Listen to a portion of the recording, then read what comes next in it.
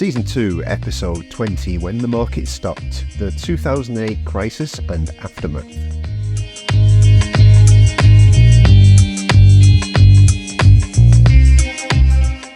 Hi, and welcome back to the Valencia Property Podcast, where we have started the year strongly with plenty of signings and a client funnel packed to the rafters. In the last 2 weeks, we've had the greatest number of initial client meetings, both online and in person, that we've ever had. And each and every one has decided to work with us on the Valencia property purchase. Yay! Some of those are now, and some of them we've started the search with them already, or some of them are in the future. One of them being as far away as 2026, for example, and we call that good planning. There also seems to be a theme emerging in those meetings, an orange Hitler not being where he should be in a federal prison, but instead occupying the White House seems to be the main theme. Yes, a lot of those initial meetings were with Americans, and Orange Hitler is a big worry for them. Not all, though. As we've always said, Brexit is the gift that keeps on giving. In fact, I was interviewed in the independent newspaper at the end of last year, where I said what a great thing Brexit was. At least, a great thing for our business. People striving to get away from the UK is a big thing for us. You can see a link to the article in the show notes, of course. But I may have used the words shit show, farce and other comments that may make you feel as if my opinion of Brexit is not the highest. I wouldn't want to give you the wrong impression, so that's why I use those words. My opinion of Brexit is not the highest. Today on the podcast, we're looking at two things. The deluge of blog posts over the last 2 months, with extracts from some of them, because we wrote a lot and I didn't mention any of them in the last podcast. And the financial crisis of 2008 and its aftermath in our series of Valencia Stories. This is the second part of the financial crisis. Today, we're looking at the period from 2008, when the crash happened and where we finished our last podcast, up until around 2013 to 15. It's sort of, we'll call it 2014, should we? So, to start, we finished 2023 with various blog posts looking back at the year and the state of the market. Our first post in December was the second part of our article about the best places to buy in Valencia at each price range. And these are the higher price ranges. As usual, the link is in the show notes for all of the articles we're going to talk about today. The next one was all about why we don't appear on the property portals. Lots of people don't realise that property portals are a thing, and that Idealista, Fotocasa, etc., they're not estate agents. Or rather, that's the impression we get when looking at comments on expat forums when someone will ask for recommendations for estate agents, and the answers will invariably include experts, and I put experts in inverted commas there, who say, I use Idealista as they are the biggest agent in Spain, or have you tried Idealista? They have the biggest selection. But anyway, I digress. One of the biggest reasons we're not on portals are the tyre kickers. So let's listen to a little bit of that. As an agency without a high street presence, we don't get walk-ins. We do get the online equivalent though, and this was one of the most frustrating things when we were on the portals. But what is an online tyre kicker? It's someone who goes onto the website in question and sends us inquiries for 5, 6, maybe 7 or more properties. And how do we know they are a tyre kicker? Well, the first will be an apartment in a pueblo for 120,000. The second inquiry is for a €400,000 villa. The third is for a €1.2 mansion. €1.2 million mansion, I should say. Then there'll be a city apartment for 200k, then there'll be a masía or a castle or similar. They're just not consistent. People who are going to buy have specific requirements and send a clustered selection of properties based on those requirements. Tyre kickers just merrily overuse the click here to ask for more information button. And yes, Atif, we are talking about you and your ridiculous number of inquiries. And when we called you out for it, you said, do not contact me anymore. Any further correspondence I will report to the Data Protection Authority and police and consider harassment. Mate, it was you kept inquiring and we just kept answering you and answering you and answering you with no response. Until we got to the point of asking, mate, why are you kicking our tyres? You can read more about this in the article, and you can see all of the reasons why we aren't on the portals in the show notes. We then brought forward our post due on Christmas Day. You remember Christmas, right? It wasn't that long ago. And we talked about the stepping stone rental properties that were available. You should keep an eye on them if you're looking for a 3-month rental to start off your Valencia property journey. Again, check out the show notes. Since we wrote this, obviously, we've taken on more properties too. Remember, our idea with stepping stone rentals was a place to find a property for your initial stay in Valencia. We chose 3-month time periods as standard because this gives people time to find their long-term rental or for them to purchase property. It's the length of a Schengen visa. It's typically the time needed by people when they're modernising a property and need to move out for a while. It also means the initial outlay isn't as much for foreign buyers. We can negotiate longer stays or renew the initial stay, and at times it may be possible to have a slightly shorter stay if your dates don't coincide. But the basics are for 3-month stays. Stepping stone rentals are fully equipped and supplied ready to go with all white goods, initial supplies and internet. So you can get down to work or to Netflix and chill on arrival. There's a single price paid on reserving the property, and you have full support while here with issues that may come up. You also get the expertise of Valencia Property to help you find long-term rental or purchase, and as a Stepping Stones rental customer, you get a discount off our normal fees for that service. All costs are included in the rental, including electric, gas, water and internet. And we take and usually hold a €500 deposit on reserve until the end of contract and leaving the property. This reserve can be higher if you have a pet, for example, but it's not usually. Read more about Stepping Stone Rentals at the link in the show notes. The last article of the year, therefore, was our review of 2023, and we talked about the state of the market in that too. So here's a little bit. The situation of the market in general, there's one thing we always say to people that makes sense now and has always made sense. If you like it, there are others who will like it too.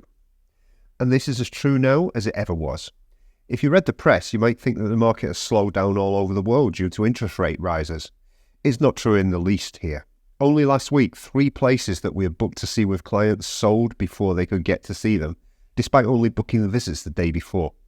At one of them, we received a call on arriving at the apartment block to say the agent wouldn't be there because the person who made the first visit of the morning was signing a contract to reserve the property at that moment. Tough luck, unfortunately, but we found there was something better. We're not seeing more properties coming onto the market at the moment, and the draining of supply doesn't seem to have stopped either, with just 5,500 properties listed in Valencia for sale, down from around 7,000 a few months ago. So every time one sells, and it isn't us who have sold it, we sigh and move on, trying to find even more places that will suit our clients. Make sure that you get the best help on the market, and we'll put you in touch with David, Paul, Gavin, Jess or Mariah, and they'll guide you around the Valencia property market and find you your perfect place. Our next article, well, we were into 2024. We're actually on the 1st of January 2024. We talked about what's coming up on Valencia Property, and we'll repeat that here. As always, things change, yet things remain the same. We will be continuing to update the main website with a selection that we curate of more great properties on an almost daily basis, as long as the market supply allows us to, because sometimes there's nothing worth listing. Remember, as a buyer's agent, we don't only offer you what you can see on the homepage of the site, we troll through the market to find the best property for you. But for a litany of reasons, not all of the best properties make it onto our website. It's best to send us your requirements and we can start working with you to find out the best property for you. You can do that by filling in the form in our first step post, and again, as usual, you'll find the first step post in the show notes. As to what's coming up elsewhere, well, you're listening to the podcast now, so I don't need to tell you anything about that. On the blog, we'll be continuing to publish weekly on Monday mornings in Europe, at night time in the States, so to make sure to bookmark and check out the site every week for new information about the market and about Valencia. And if there's anything you need to know and want us to write about, then let us know. We'll consider it. Just send us an email to information@valencia-property.com. On our socials, we'll continue to answer questions, post information, share stories and memes and images from Valencia and beyond. So give us a follow, whether that's on YouTube, any number of Twitter clones, Instagram, Facebook, etc. Our next post was all about the philosophy of Valencia Property, how we work with you and why we work in the way we do. So let's listen to a bit of that. But it's not all good. Or rather, it might not be.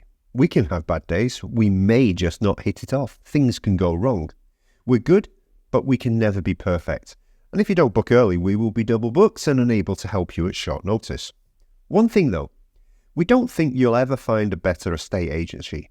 Show me one anywhere in the world with the capacity to list the best hand-picked properties, to put out a weekly blog with all of the information you need about the market for 2 decades, to produce a podcast in-house again, with all of the information you ask for nothing, to have free consultation calls, to have this much experience in the market and to make things fun and interesting, and to develop whole new markets like stepping stone rentals, and to do all of that without ever signing a single contract with anyone. We don't do that. We work on trust.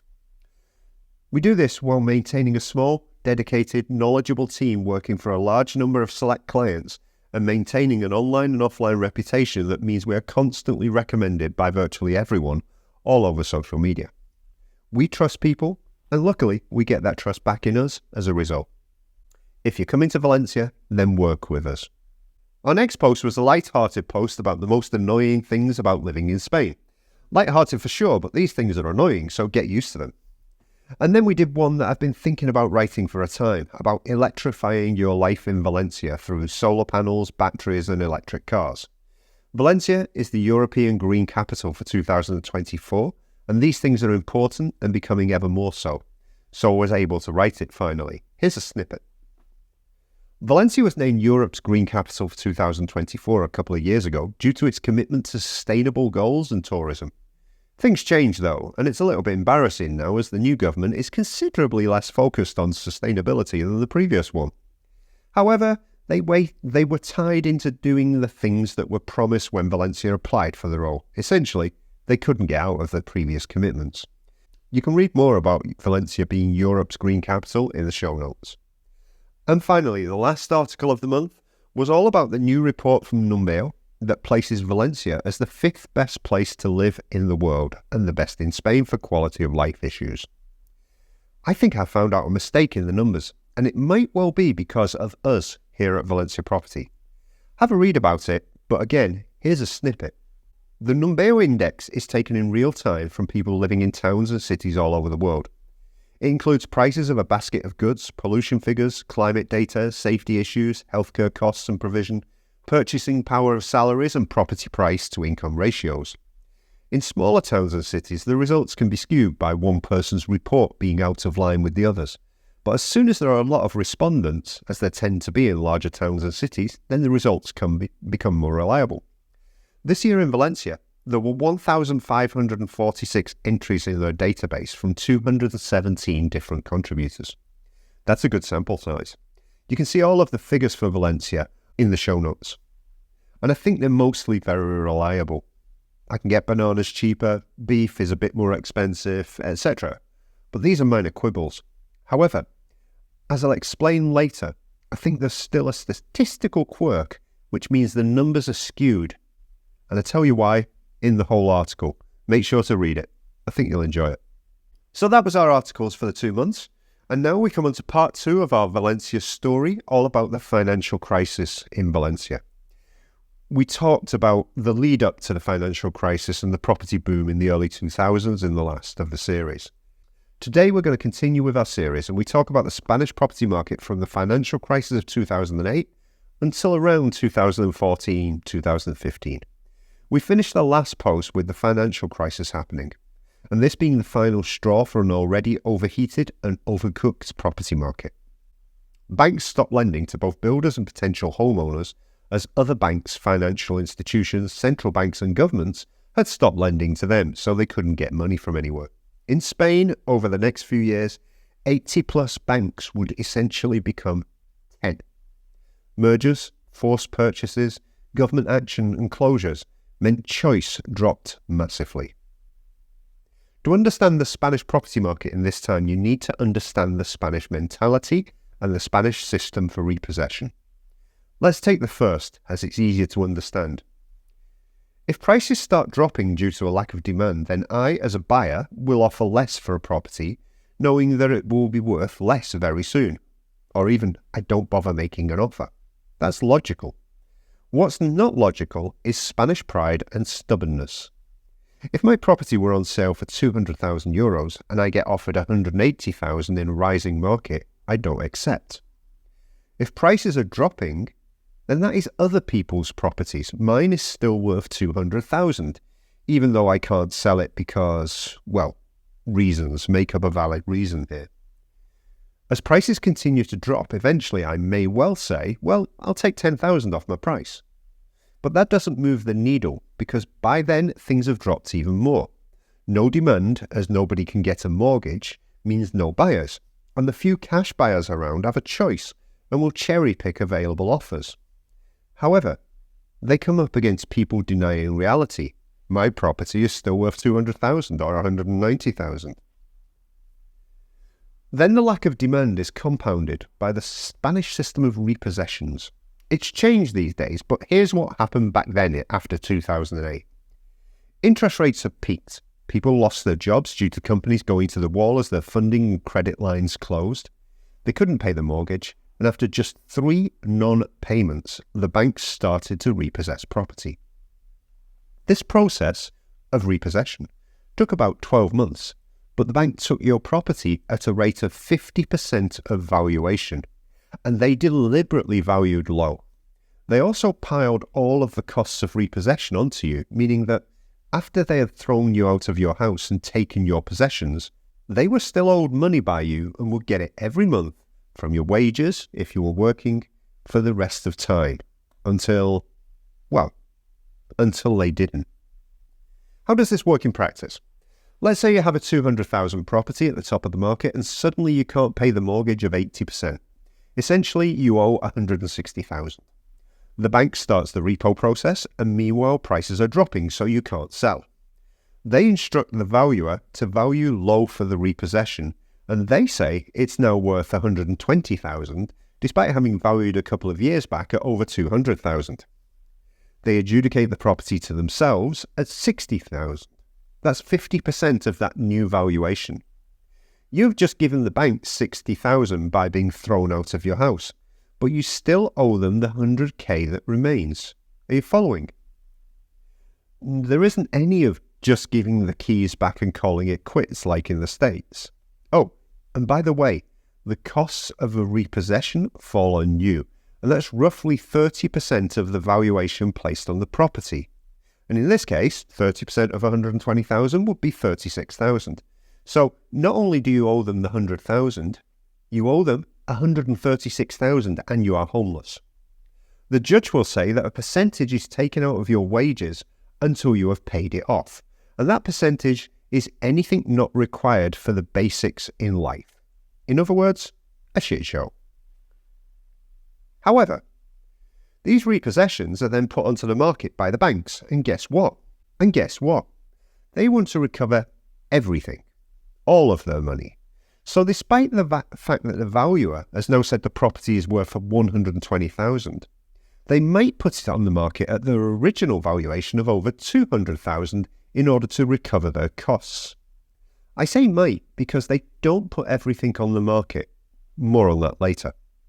So it stays on the market for ages because now it's massively overpriced. And sometimes the ex-owner realizes that it is for sale and empty, and they are in deep debt and homeless, so what do? Well, they occupy the house and become a squatter in their own home. And if they don't, somebody else might. Squatters love bank properties because of the unfair system of how the bank came to own it, and the lack of oversight or probability that it will be sold because it's overpriced, meaning they can stay there for a long time. Now the situation becomes that the property is on sale at $200,000 but with a real value of maybe $120,000, and it has a squatter, meaning it's worth less to a buyer due to the difficulty of getting a squatter out. The price is now under $100,000 in reality, and therefore it doesn't sell. Compounding this are repossessions the banks made from developers. Remember, the developers either can't get the buyer to complete or couldn't get the finance to finish off the buildings and sell them, so they go into bankruptcy and the bank gets another load of properties whose prices were dropping. How do you sell a 100 apartment block when there are no buyers and investment funds have just jumped off a cliff? The answer is you don't. And the answer is Sareb. Sareb is the Spanish bad bank. In order to stop all banks going bust under the weight of the bad debts from the financial crisis, the Spanish government set up a bad bank where banks could offload their repossessed properties, liabilities, and therefore clean up their balance sheets. Sareb becomes very quickly the biggest owner of property and land in Spain, and by a factor of 100. The idea is that Sareb will sell off all of these distressed assets over the years, but so as not to flood the market with properties, which again would depress prices across the board and maybe mean that 100,000 is worth even less, they only release a limited number of properties onto the market each year, and they start off with the cherries. The dross stays on their books awaiting a recovery. So a maximum of 15% of the portfolio is sold off each year so as not to sink the market. And anything good is picked off by the bank managers in Sareb and their friends who see the cherries early and pick them off before they go into public sale. And this is why when anyone gets in touch with us and says, "Do you sell bank properties?" I say no, because most of them are absolutely rubbish. As a result of this, between 2008 and 2013, prices drop in Spain by up to 60%, in some isolated cases even more. Even the most in-demand areas in the most in-demand cities see price drops of over 40% across the board. And if we take an average of 50%, then prices have to rise 100% to get back to where they were in 2008. Examples: a 200,000 property dropping in price by 50% gives us 100,000. To get back to 200,000, prices need to rise by 100%. However, this process didn't start until after 2013, when the shocks of the financial crisis maybe started to wear off a little bit, or at least be a bad memory in hindsight. But the main reason for this was that if you could get credit, then the Euribor rate was down to 0.5% by 2013, and it fell even further there, going into negative territory by 2016. And therefore banks could make money again by giving ridiculously low mortgages to people. Now, if you had maintained your job and your income during the financial crisis and had managed to pay your interest rates at 6% like they were in 2008, then when your mortgage dropped to 1% as your rate was variable, you were looking good. All that extra money you weren't paying out went to buying distressed assets from the bank and getting yourself a property to rent out. Most people couldn't do this as their credit history was shot by the crisis. But those who could, did. And how? Funds started to buy properties for rental in the Airbnb market too. And in the next pod, we'll talk about what happened in the rise of the market from maybe 2014 to today, with the rise of Airbnb, temporary rentals, and the rental crisis that comes as a result.